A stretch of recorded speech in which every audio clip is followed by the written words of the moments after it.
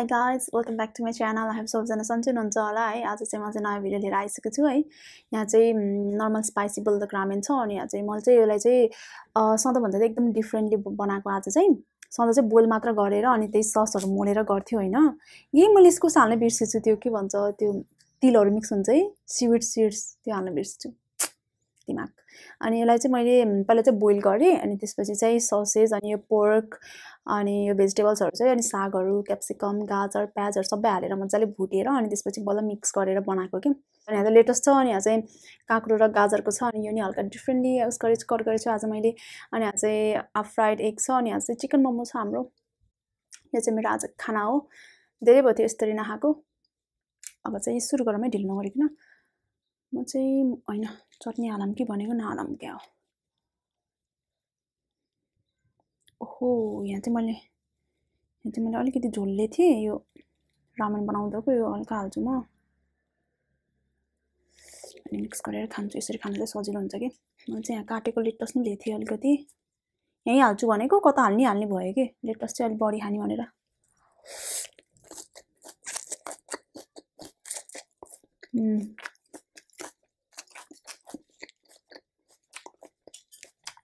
पनि हान्छन् सुरु गर्छु।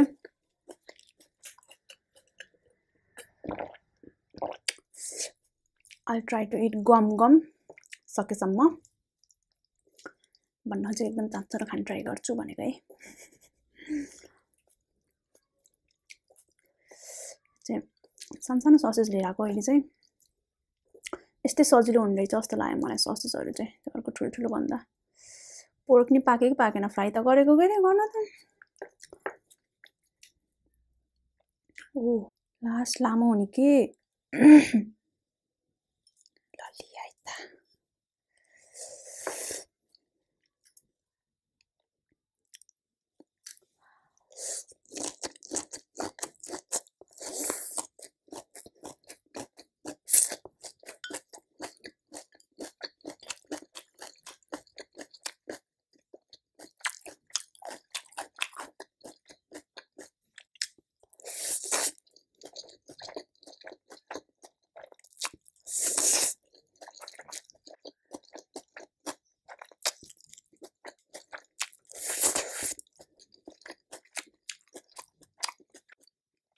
pork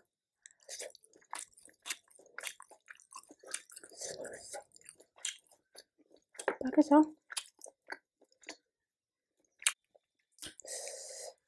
पिरो होइका वा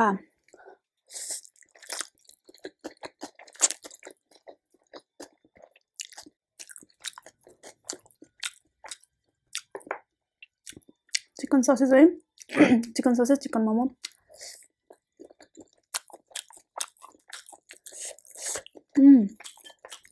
मिठो रहेछ ससेज। मिठो अलि चर्को हो कि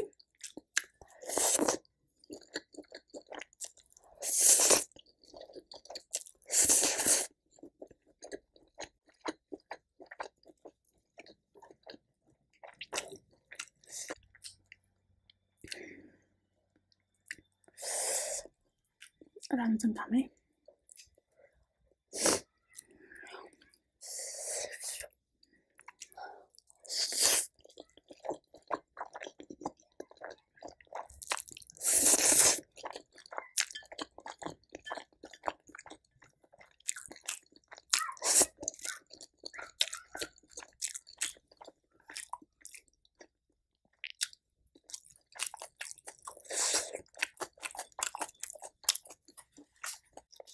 पिरो भयो।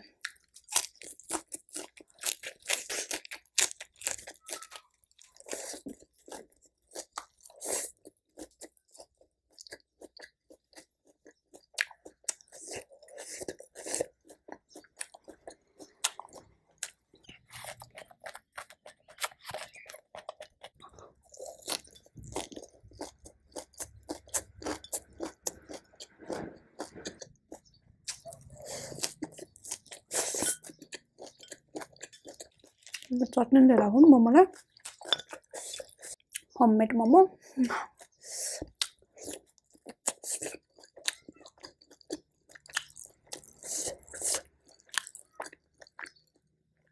त्यसलाई सबै त